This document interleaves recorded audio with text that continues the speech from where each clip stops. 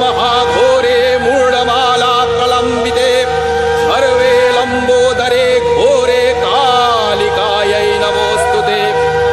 नवयौवनसम्पन्ने गजकुम्भोपमस्तनि वाणीश्वरी शिवे शान्ते कालिकायै नमोऽस्तुते।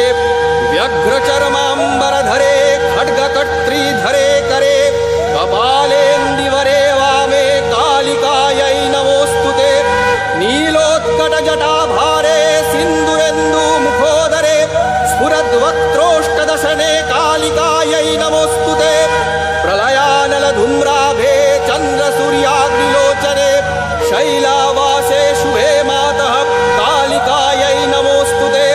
ब्रह्मणोक्तजलौघेतु शभमध्यप्रसंस्थिते प्रेतकोटिसमायुक्ते कालिकायै नमोऽस्तुते।